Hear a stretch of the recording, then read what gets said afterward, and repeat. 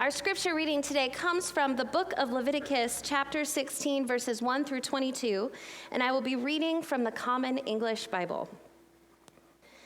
After the death of Aaron's two sons, which happened when they approached the Lord and died, the Lord spoke to Moses. Tell your brother Aaron that he cannot come whenever he wants to into the holy area inside the inner curtain to the front of the cover that is on the chest, or else he will die, because I am present in the cloud above the cover. No, but Aaron must enter the holy area as follows, with a bull from the herd as a purification offering and a ram as an entirely burned offering. Aaron must dress in a holy linen tunic and wear linen undergarments on his body. He must tie a linen sash around himself and wrap a linen turban around his head. These are holy clothes. Aaron will first bathe his body in water and then put them on. He will take from the Israelite community 2 male goats for a purification offering and 1 ram for an entirely burned offering. Aaron will offer the bull as purification offering to make reconciliation for himself and his household. He will take 2 male goats and place them before the Lord at the meeting tent's entrance. Aaron will cast lots over the 2 goats, one lot labeled the Lord's and the other lot labeled Azazel's. Aaron will present the goat selected by the Lord's lot and perform a purification offering with it. But the goat selected by Azazel's lot will be left standing alive before the Lord in order to make reconciliation upon it by sending it away into the wilderness to Azazel. Aaron will offer the bull for his purification offering to make reconciliation for himself and his household. He will slaughter the bull for his purification offering. Then he will take an incense pan full of burning coals from the altar from before the Lord and 2 handfuls of finely ground perfume incense and bring them inside the inner curtain. He will put the incense on the fire before the Lord so that the cloud of incense conceals the cover that is on top of the covenant document, or else he will die. He will take some of the bull's blood and sprinkle it with his own finger on the cover from the east side. He will then sprinkle some of the blood with his finger 7 times in front of the cover. Then he will slaughter the goat for the people's purification offering, bring the blood inside the inner curtain, and do with it as he did with the bull's blood. He will sprinkle it on the cover and in front of the cover. In this way, he will make reconciliation for the inner holy area because of the pollution of the Israelites and because of their rebellious sins, as well as for all their other sins. Aaron must do the same for the meeting tent, which is with them among their pollution. No one can be in the meeting tent from the time Aaron enters to make reconciliation in the inner holy area until the time he comes out. He will make reconciliation for himself, for his household, and for the whole assembly of Israel. Aaron will then go to the altar that is before the Lord and make reconciliation for it. He will take some of the bull's blood and some of the goat's blood and put it on each of the altar's horns. He will sprinkle some of the blood on the altar with his finger 7 times. In this way, he will purify it and make it holy again from the Israelite pollution. When Aaron has finished reconciling the inner holy area, the rest of the meeting tent, and the altar, he will bring forward the live goat. Aaron will press both his hands on its head and confess over it all the Israelites' offenses and all their rebellious sins, as well as all their other sins, putting all these on the goat's head. Then he will send it away into the wilderness with someone designated for the job. The goat will carry on itself for all their offenses to a desolate region. Then the goat will be released into the wild. Here ends the reading. Spirit of God, stir up your people. Thanks be to God. Now, I just know that for those of you who have been following along with the Bible Year study, or for those of you that have ever cracked open the Bible and started at Genesis and plowed your way through, that Leviticus is your favorite book. When you got to Leviticus, you were like, aha, this is where it finally gets good, right? None of you believe me on that, huh? If any of you come up and tell me that Leviticus was your favorite book, I really want to hear more, because I am with you. Every time I attempted to read the Bible before I became a pastor, I would get to Leviticus and stop, because it's boring and it's gory and it's repetitive and I don't understand what's happening, and there's only so many times I can handle the repetition.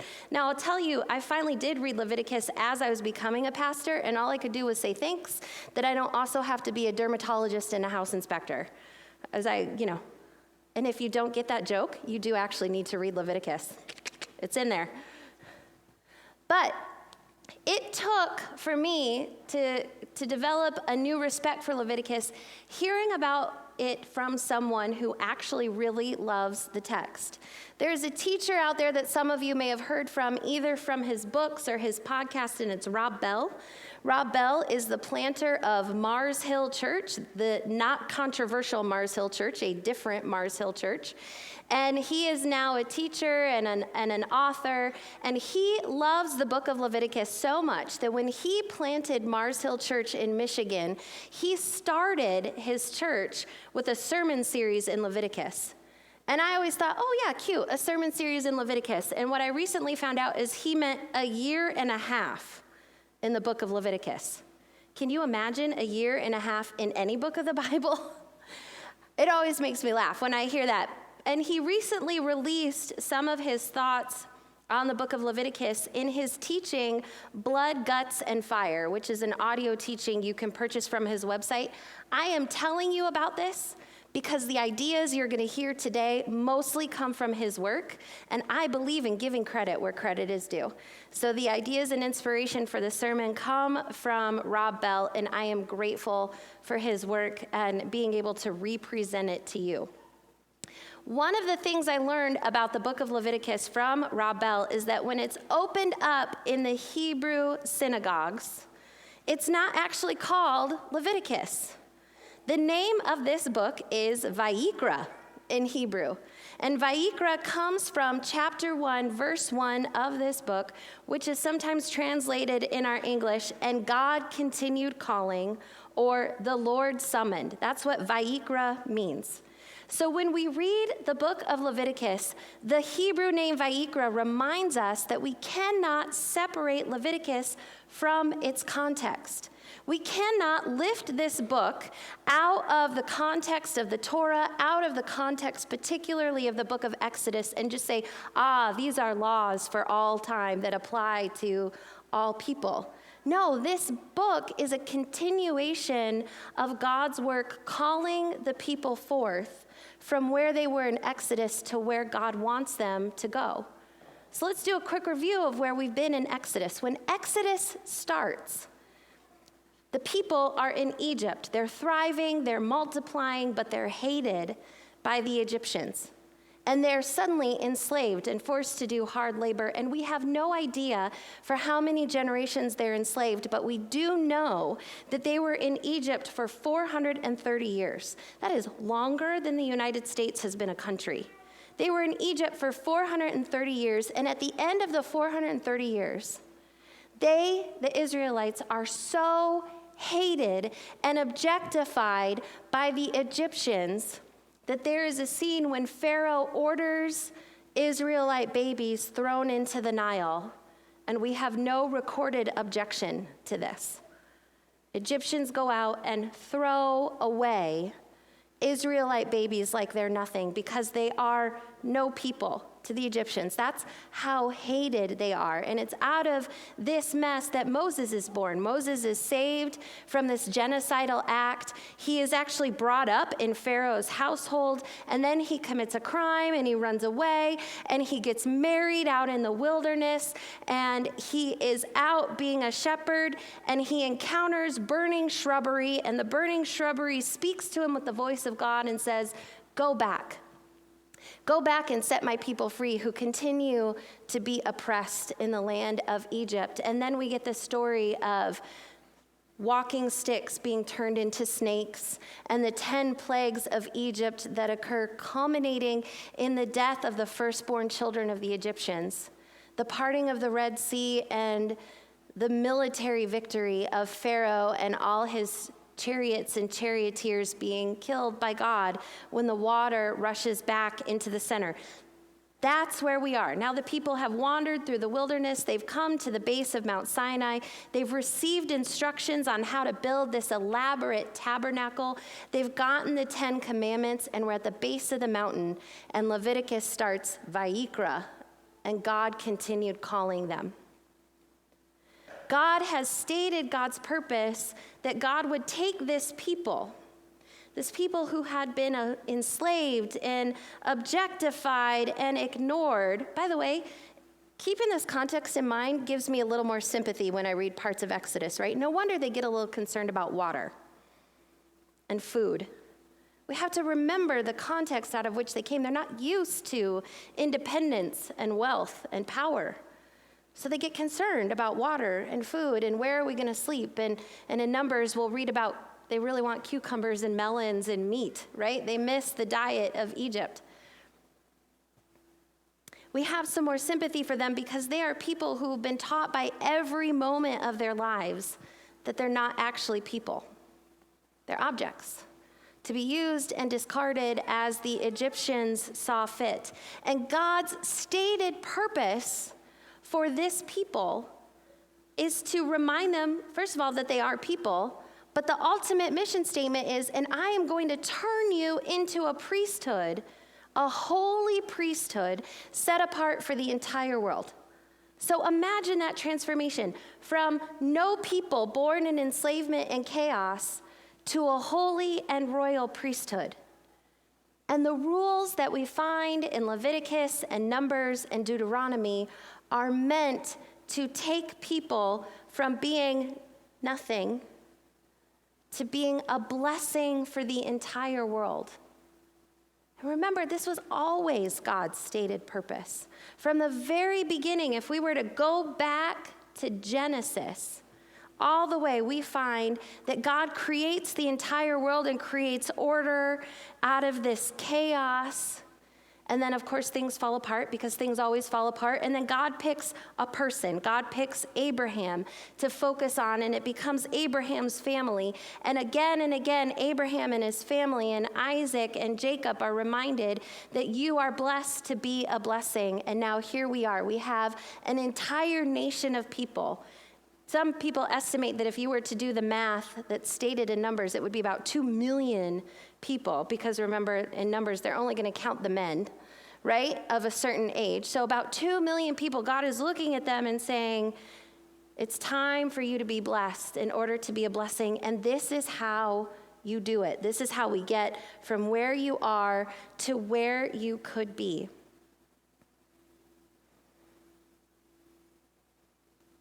Have you ever tried to change your own life? Have you ever tried to establish a new habit?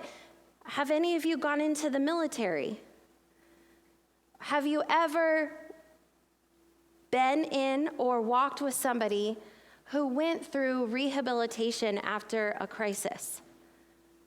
We know what it takes to make a life change, even if it's not as extreme as enslavement to priesthood.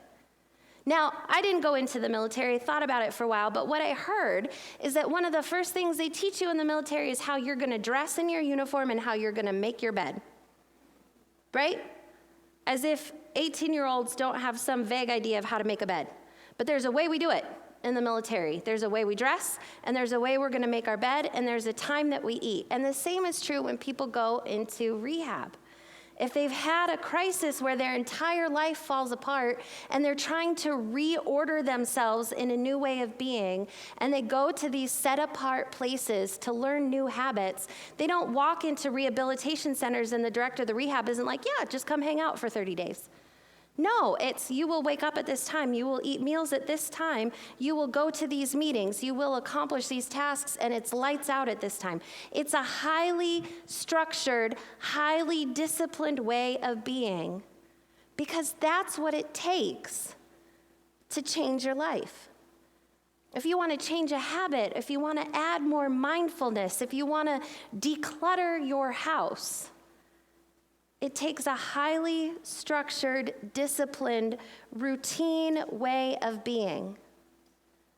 So enter Leviticus. These people have no idea how to be a royal priesthood.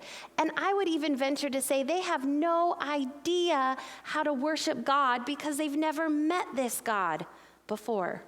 Maybe they heard stories around the campfire about Abraham that used to worship this God, but they've never met this God before. And so God comes in with rules and expectations. You will offer this to me in order to say thanks for your blessing. This is the person that will offer it. This is the uniform that they wear. This is how they will offer it, where they will offer it, when they will offer it. And the good news in all these rules is that you, dear people, have access to worship me. And there's another piece of good news in the rules that we sometimes miss, because we look at it and we say, oh, it's so barbaric.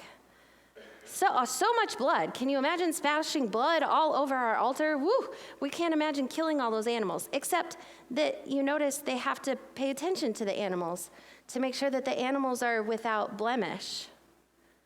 Most of us don't even know what the cow looked like that our hamburger from McDonald's came from. And these folks are intimately connected with the sacrifices that they are making. And if you can't afford a bull, bring a goat. And if you can't afford a goat, bring a bird. And if you can't afford a bird, bring flour.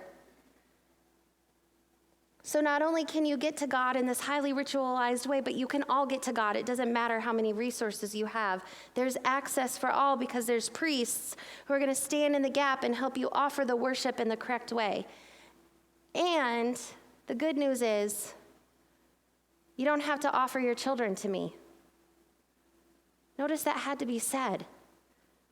You, human beings, are valuable. Don't kill your children to make me happy. You don't have to do that. Don't gash your arms. Don't hurt yourself to worship me. You don't have to do that. This is radical good news for people who watch their babies get thrown away for convenience sake. You matter. You are holy and precious. God is taking people from chaos and enslavement and nothingness and completely reordering their world so that they know how to be a royal priesthood that is a blessing to the entire world. What does that mean for us? Why do we keep coming back to Leviticus? Not so that we can cherry pick verses from it and try to just lay it on top of our modern life, right? That's a dangerous thing to do. Remember, Leviticus has to stay in its context of Genesis and Exodus and Numbers and Deuteronomy and the people that it was written to and for. That's not why we keep coming back to Leviticus. We keep coming back to Leviticus because it reminds us that we need rituals. We need spaces where things are laid out so that we know how to worship God. We need to consider what it's like to be in the presence of God, what it means to be holy. I almost forgot, side note, Leviticus really likes to talk about pure and impure, or clean and unclean. If you read it, did you notice that, right? Clean, unclean, pure, impure. Sometimes here in the West, we get really excited about those words, and we start attaching shame to being unclean and impure. But if you read Leviticus, most people, most of the time, are impure. It's great stuff. Almost anything your body does makes you impure. And all impurity means is you can't go into the tabernacle. And so rather than seeing that as sinful or holy, I almost like to think of it as a sterile laboratory or a sick room where you're trying to protect somebody from germs. Have you ever undergone that process where you're in the hallway of the hospital and you have to wash your hands and put on your mask and put on a robe and maybe cover your hair so that you don't take your stuff into the room with the person? Or maybe you've worked in a sterile laboratory. Have you ever seen that process? Like we have to wash ourselves and put on special clothes and layers of clothes to keep ourselves safe from this environment that we're in. That's closer to what's happening in the tabernacle than shameful. This is a sterile, holy, different environment. You have to be different and prepared when you enter this space. How do we come into worship with God? Leviticus reminds us that there should be rhythms of work and rest. Notice, you work for 6 days, you rest on the seventh. You plant and you harvest for 6 years, and you let the land rest on the seventh. You work together as a nation. You plant and you sow and you sell and you engage with one another for 49 years. And then on year 50, we hit reset. And everything goes back to the original people that it belonged to. And we start all over fresh from zero. Can you imagine those rhythms? It's actually really radical stuff. Can you imagine if someone stood up and said, in the U.S., in 2023, all debts are gone. Big farm is over. Everything returns to the family farmers who originally owned it. Can you imagine? Some of you are like, ooh, crazy, right? Because it's not how our world is built. But that's exactly what Leviticus tells the people to do. That there are rhythms of work and reset. There are rhythms of worship. There are rhythms of cleanliness and uncleanliness. There are rhythms of living your daily life. And Leviticus teaches us that everything matters. Every detail matters. The clothes on your body matter. The things that you drink from matter. The food that you consume matters. These are the things you should be paying attention to. You are no longer just surviving. You are turning into a priesthood, holy for God. That is the good news for us today, that the details matter. We matter. And we have access to God, and we share in this call to be a royal priesthood, to be a blessing to all the world. Amen? Amen.